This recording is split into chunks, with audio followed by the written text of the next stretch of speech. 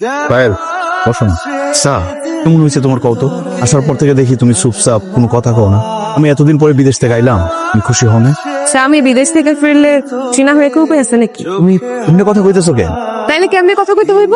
আগে তো বিদেশ থেকে আসলে সবসময় তুমি আমার পাশে পাশে থাকতা, আমার সাথে গল্প করতে চাইতা। তো এইবার তোমার আচরণ দেখে মনে হইতেছে কি বাড়িতে তোমার স্বামী আসে নাই, পরপুরুষ আসছে। তখন তো মাথার উপর আমার একটা ছায়া ছিল, আর এখন তো এখন কি? এখন কি তোমার উপরে কোনো ছায়া নাই? যার জামাই বিদেশ থেকে পঙ্গু হয়ে ফিরে তার জামাই থাকা আর না থাকা তুমি কি বলতেছো, বুঝা বলতেছো? সারাক্ষণ আমার কি লাগে না লাগে খেয়াল করতা, আর এখন ওটা তোমারই আমার খেয়াল করা লাগে। জামাই থাইকে আমার লাভটা কি হইলো? আরে কি কইতেছো তুমি? আমি কি ইচ্ছা করে অ্যাক্সিডেন্ট করছি? সেটা কি আমি একবার কইছি? তুমি এমন আচরণ করতেছো কেন? আমি পঙ্গু হইছে বলে কি তোমার ভরণ পোষণ দিতে পারবো না? তার মতো গত 5 বছর যে টাকা আমি ইনকাম করছি, এটা যদি সুন্দর করে বুঝে শুনে আমি চলি, জায়গাতে সারা জীবন আমি চলতে পারবো। আর শোনো, আমি পঙ্গু বলে ভাইবো না আমি সারা জীবন বসে থাকবো। নুরু কোনোদিন পয়সা খাওয়ার লোক না। একবার আমি একটা না একটা ব্যবসা শুরু করে দেবো। তুমি যদি আমার লগে এমন কথা কও, তাহলে আমি সাহস পাই কেমনে কও? তুমি মুখে যাই কও, আমি না খুব ভালো করে বুঝে গেছি এখন এই সংসারে হাল আমারই ধরতে হবে। আমি যদি একটু ঢিলা দেই না, তোমারে 12 ভূতে একবারে ফতুর করে ছাড়বো। সবগুলো আমি খুব ভালো করে এসে কেউ তো 2 টাকা দিয়ে কোনো সাহায্য করবো না, আসবো না বলে খালি টককে টককে আছে, ধান্দায় আছে, কেন তোমারটা গিলবো, বুঝছো?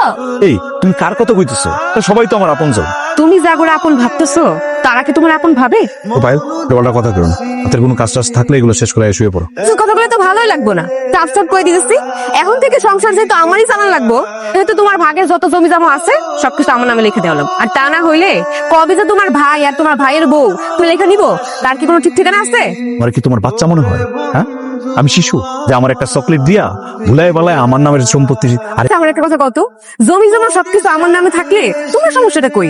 কি আমার তোমার বিশ্বাস হয় না? দেখো পায়েল, তা বিশ্বাস অবিশ্বাসের বিষয় না। আমি পঙ্গু, এটা সত্য। আমি আর কোনোদিন বিদেশ যাইতে পারবো না, এটাও সত্য। এই বলে আমি বাইসা থাকতে তোমার নামে সম্পত্তি লিখে দিতে হইব?